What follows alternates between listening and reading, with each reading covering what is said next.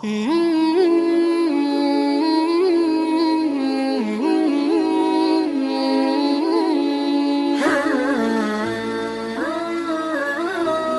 بہت محبت تھی، ہمیشہ آپ کے ساتھ میں رہتے، سفر میں، حضر میں، تنہائی میں، مجمع میں، ہمیشہ آپ کی معیت کو اختیار کر کے رہتے۔ اور حضرت ابو بکر کا جب تذکرہ ہوتا تو اللہ کے نبی علیہ الصلوۃ والسلام فرماتے کہ میں سب کا حق ادا کر دیا، لیکن اگر کچھ ادا نہ کر سکا تو ابو بکر کا ہے، کہ کئی پورے دین کے لیے پورا جان، اپنا مال، سب پورا کا پورا اسلام کی اشاعت اور حفاظت کے لیے اور آپ کے نام پہ قربان کر دیا ابو بکر نے۔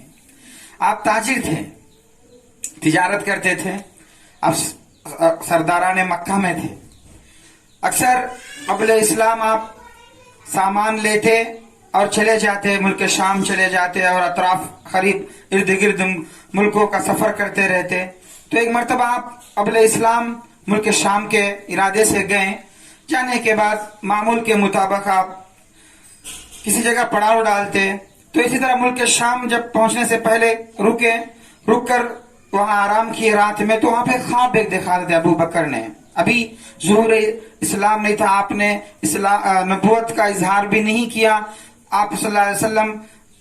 ابھی نبی نہیں بنے تھے، اس سے پہلے کی بات ہے۔ تو ابھی آپ ملک شام کے سفر میں تھے، تو وہاں خواب دیکھا آپ نے۔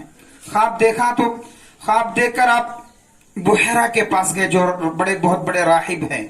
تو وہ ان کے پاس گئے، جا کے سنایا کہ میں اس طرح کا خواب دیکھا ہوں۔ تو انہوں نے کہا کہ دیکھو، تمہارے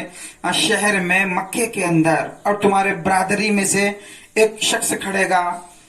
جو نبوت کا دعویٰ کرے گا، نبوت کا اعلان کرے گا کہ میں نبی ہوں۔ ہاں، تم ان کی نبوت کو قبول کرو گے اور ان کے زندگی میں، ان کے حیات کے اندر تم ان کے وزیر بن کے رہو گے، اور دنیا سے جانے کے بعد ان کے خلیفہ بنو گے۔ تو حضرت ابو بکر صدیق رضی اللہ تعالیٰ عنہ ایک خواب سنے اور بحیرہ کو بتایا، راہب کو، پھر اس کے بعد کسی کو نہیں بتایا، صرف اپنے راز رکھا، اس کو اپنے سینے میں رکھا، کسی کو نہیں بتایا۔ لیکن جب اللہ کے نبی علیہ الصلوۃ والسلام نبوت کا اعلان کیا، نبوت کا اظہار کیا، تو حضرت ابو بکر آیا کہ کہا کہ یا محمد،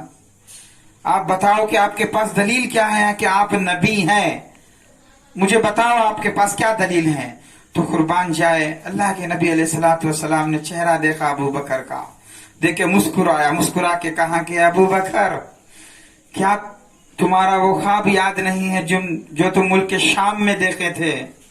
جو اس کو تم راز کی طرح اپنے سینے کے اندر چھپائے رکھا ہے، وہی دلیل ہے۔ تو جیسے ہی سنے ابو بکر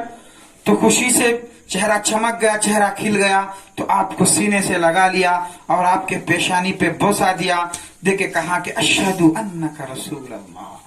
پھر کہا اشہد ان لا الہ الا اللہ و اشہد ان محمد عبدہ و رسولہ،